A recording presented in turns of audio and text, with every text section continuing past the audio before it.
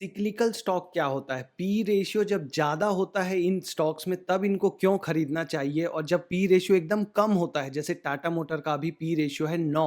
Tata motor एक cyclical stock है, क्या आपको पता था?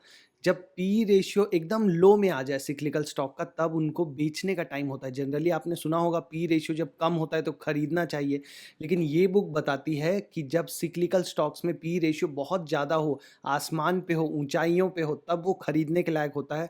और पी रेशियो जब ज़मीन पे आ जाए, नीचे आ जाए तब वो बेचने के लायक होता है। तो ये सब कुछ सीखेंगे आज के वीडियो में, बने रहो। तो देखो सिक्लिकल स्टॉक होता क्या है? नाम से ही समझ में आ रहा है, जो स्टॉक साइकिल में चलते हैं। अब साइकिल में मतलब क्या, आपकी साइकिल में, मेरी साइकिल में नहीं, इकोनॉमी की साइकिल में। इकोनॉमी कैसे चलती है कि एक बार उसमें एक बूम आता है, मतलब डिमांड बढ़ती है, हर चीज़ की डिमांड बढ़ती है। घरों की डिमांड बढ़ती है, कारों की डिमांड बढ़ती है, उसके बाद एक टाइम पे वो पहुँच जाता है पीक पे।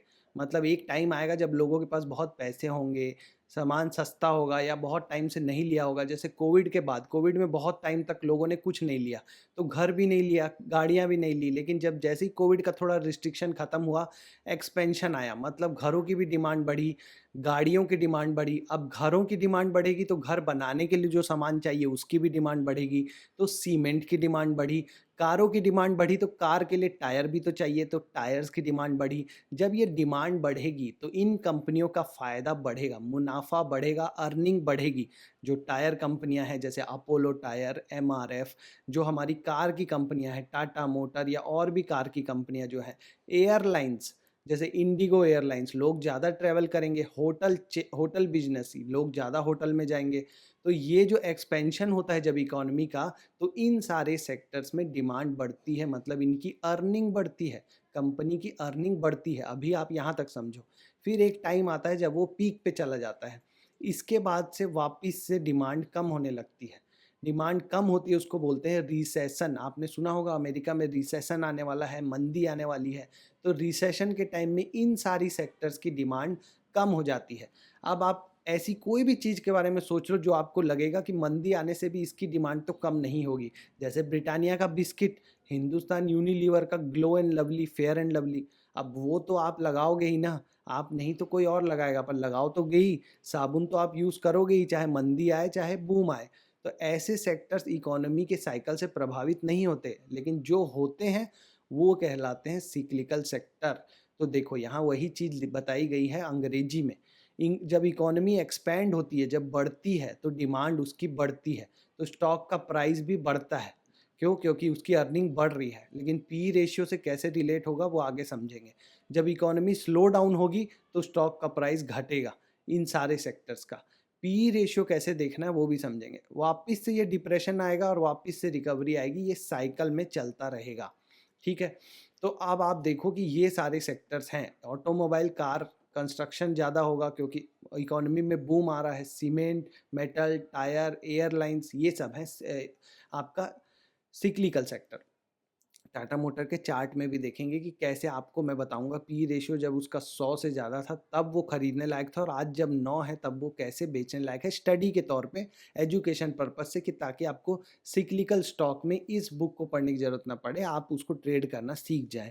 देखो, शेयर का प्राइस बटा अर्निंग पर शेयर, ये होता है पी रेशियो, प्राइस बटा अर्निंग। जो अभी जो शेयर का प्राइस चल रहा है डिवाइडेड बाय अर्निंग। एग्जाम्पल से समझते हैं कि ये जो इकोनॉमी में जो बूम और बस्ट का जो साइकिल चलता है उसके साथ हमारा जो स्टॉक का पी है वो कैसे चेंज होता है। तो मान लो ये आपका इकोनॉमी है, तो ये जब लो लेवल पे रहा होगा, कोविड के टाइम में जब गाड़ियों की बिक्री बिल्कुल कम रही होगी, यहाँ पे इस जोन को पकड़ लो। ये जो जोन है आपका टाटा मोटर के लिए 2021 का टाइम, जब कोई भी गाड़ियाँ नहीं खरीद रहा था क्योंकि कोविड के रिस्ट्रिक्शन, सेकेंड वेव लगी हुई थी। तब मान लो स्टॉक का प्राइस चल रहा है 300 के पास। यहाँ पे स्टॉक का प्राइस क्या चल रहा है? 300 रुपीज़। अब मान लो फ़र्ज़ करो कि यहाँ पे स्टॉक सिर्फ 3 रुपये पर शेयर कमा रहा है, तो स्टॉक का price divided by earning per share. तो यहाँ पे उसका पी रेशियो क्या हो गया? 100 का पी। अब 100 का पी देख के आप खरीदोगे नहीं कि ये तो बहुत ज़्यादा पी है। लेकिन जब कंपनी में अर्निंग ही नहीं है तो उसका जो अर्निंग पर शेयर है वो तो कम ही होगा ना यहाँ पे, इसलिए उसका पी रेशियो बहुत ज़्यादा है। तो ये टाइम होता है शेयर को खरीदने का। लेकिन जैसे-जैसे अब यहाँ से इकोनॉमी खुलनी चालू होगी, ये वाला साइकिल ऊपर की तरफ जो जा रहा है, ये साइकिल ऊपर की तरफ जा रहा है। अब इकोनॉमी में डिमांड आ रही है, गाड़ियों की बिक्री बढ़ रही है, तो इसका जो ₹3 पर शेयर था ये बढ़ता हुआ जाएगा। अब मान लो शेयर यहाँ आ गया, इस पूरे ज़ोन को मार्क कर लो, ये ₹525 आ गया शेयर का रेट 2023 तक, और गाड़ियों की बिक्री बढ़ रही है। तो अब आपको क्या लगता है, ये जो ₹3 पर शेयर कमाती थी कंपनी, वो यहाँ आते-आते जब शेयर का दाम 500 के आसपास था तो कितना हो गया होगा? मान लेते हैं कि चलो यहाँ पे शेयर का जो अर्निंग पर शेयर है वो ₹10 हो गया। कितना हो गया? ₹10 हो गया। अगर ₹10 से ज़्यादा ही हो गया होगा, ₹10 भी मान के मैं चल रहा हूँ, तो स्टॉक का पी कितना हो गया? 50 का हो गया।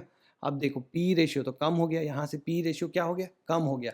वैसे ही अगर अभी यहाँ जाओगे तो जब गाड़ियों की बिक्री और भी ज़्यादा ये बढ़ गई है, तो ऑलमोस्ट इस ज़ोन में पहुँच गए हैं हम, टॉप के ज़ोन में।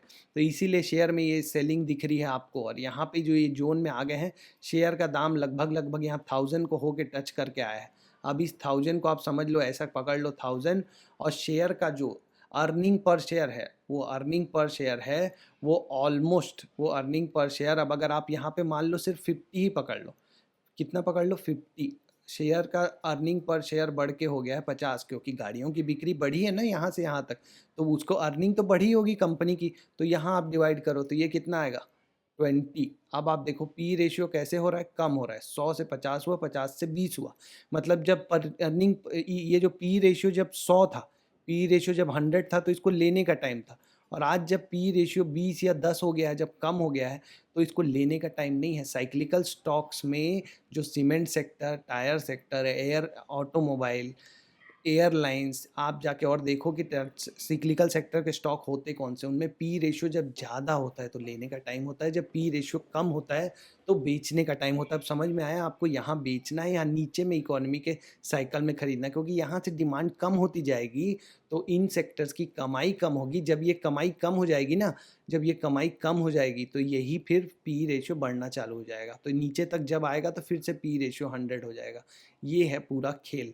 अब मैं आपको दिखाता हूँ स्क्रीनर में कि देखो टाटा मोटर का स्टॉक में अर्निंग्स कैसे काम करती हैं। आपको समझ में आएगा कि किसी भी सिक्लिकल स्टॉक में अर्निंग कैसे काम करती हैं।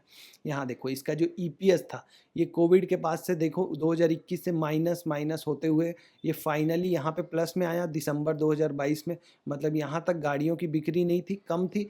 ईपीएस ग्रोथ धीरे धीरे यहाँ से ग्रोथ आना चालू हुआ, पॉजिटिव हुआ, और यहाँ से ₹8 से ₹16 हो गया। ये आपको दिख रहा है ना? ये जूम करूँ मैं? ईपीएस देखो ₹16 हो गया यहाँ पे मार्च 2023 में, फिर ये 11 हुआ, 21 हुआ, 52 हुआ, और वापस से अब घटना चालू हो गया। देखो 52 से सीधा 16 हो गया जून में। तो ये एक साइकिल था जहाँ ये अप फेस में था, जब अर्निंग बढ़ रही थी। अब वापस से अर्निंग कम हो रही है। वैसे ही अगर ईयरली देखोगे, ईयर ऑन ईयर, तो देखो मार्च 2013 से आप देखो कि यहाँ पे एक साइकिल दिखेगा। यहाँ से पहले ये कम हुआ अर्निंग, और यहाँ से ये फिर बढ़ा है। अभी अगर ये वापस से कम हो गया तो फिर शेयर यहाँ से गिर सकता है। तो इसलिए सिक्लिकल स्टॉक को थोड़ा सोच समझ के, मार्केट कंडीशन देख के कि गाड़ियों की बिक्री बढ़ रही है या यहाँ से घटेगी, वो सोच के देखना है। पी रेशियो हेल्प करता है आपको एक मोटा मोटी आपको पता लगाने में कि अभी कौन सा साइकिल चल रहा है। यहाँ पे देखो पी रेशियो का ग्राफ है, यहाँ पहले ये 100 था और अभी ये 90 है, 9 है। तो जितना मुझे ज्ञान है और ये बुक बताती है कि पी रेशियो जब सिक्लिकल स्टॉक्स में कम हो तो बेचना चाहिए, जब ज़्यादा हो तो खरीदना चाहिए। समझ में आ गया? थोड़ा कंफ्यूजिंग है पी रेशियो, जो आपको पता होगा उसके हिसाब से, लेकिन आप समझने की कोशिश कीजिए जो मैंने समझाया। बाकी आप अपने विवेक से फैसला लीजिए। विवेक मतलब अपने फाइनेंशियल एडवाइज़र से पूछ के ही फैसला लीजिएगा। ये कोई भी रिकमेंडेशन नहीं है, just for education. Hope you like the video. Subscribe करें, लाइक करें, कमेंट करें। जय हिंद।